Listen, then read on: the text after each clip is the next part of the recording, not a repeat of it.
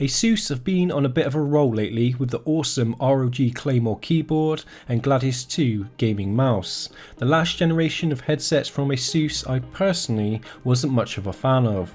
The Fusion 500 gaming headset on the other hand looks fantastic and it feels very well made, and it should, since they're priced at $179 US and 157 UK pounds. Opening up the box, I was expecting a little bit more inside, although ASUS were nice enough to include an extra pair of fabric ear cups, although I do prefer the leather ones already installed on the headsets. And apart from that and a USB cable, there's not much else inside the box for the price. Unfortunately, this headset is wired. I always use a wireless headset because I can't stand a cable dangling from my head, although wireless headsets normally do sound a lot worse than their wired counterparts, so I'm expecting some great audio quality out of these, especially since inside is a set of 50mm drivers that has an independence of 32 ohms, delivering an overall maximum frequency response of 20,000 Hz. Plugging them in for the first time, the RGB lighting becomes apparent, situated on the rear of each ear cup. Overall, the effect looks clean and in keeping with the headset's design, even if it's completely pointless. The closed back headset also has glossy plastic on the outside of the ear cups in a gunmetal colour. My fingerprints were everywhere as soon as I put these on, so I highly doubt these would ever make a good murder weapon. On one side it has touch controls, and I found them also a little unresponsive. To adjust your audio levels, you have to swipe up or down on the left ear cup. Each swipe only adjusts the volume by a little bit each time. Not the best solution, because you're just running your finger up and down and it's just taken about an hour for me to turn the volume right up. Although I do appreciate ASUS trying something different with the Fusion 500. And apart from the touch controls, there's only one other button on the headset, and that's used to activate the virtual 7.1 surround sound. Moving on to the build quality, in my bend test the Strix 500 stood up to a significant amount of pressure, and I'm glad to say they will withstand the test of time.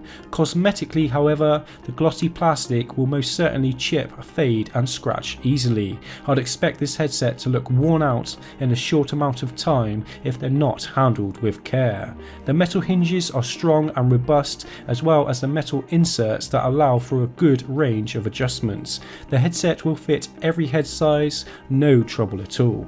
Underneath the plastic headband is an extremely soft foam. Wearing these for many hours on end, the headset felt extremely comfortable. The headset delivers just enough clamping force from the ear cups, distributing the headset's fairly light 360 grams around my head well. I've tested the Fusion 500 for many weeks now. The sound they deliver is pretty decent, and it seems gaming companies are really trying to improve audio quality on their headsets, probably due to there being so much competition. Although it's subjective, I really liked the bass performance, delivering a deep kick I've not heard from a gaming headset in a while. That said, you need some extremely bassy music to get any life out of these. One massive issue with the Fusion 500 is the lack of software. It's not possible to change any EQ settings whatsoever, which is extremely disappointing from a headset costing this much. The headset is screaming out for more development on the software side. In fact, the only software available to download, as far as I'm aware, is to control the RGB lighting. The microphone, it flips out from the left ear cup, and I love the fact it can be hidden out of sight when it's not in use. The quality, well, I'll let you decide for yourselves. This is a microphone test of the Strix Fusion 500 gaming headset. When I was gaming with this headset in Discord, people did say I sounded a lot worse compared to my normal everyday gaming headset I use.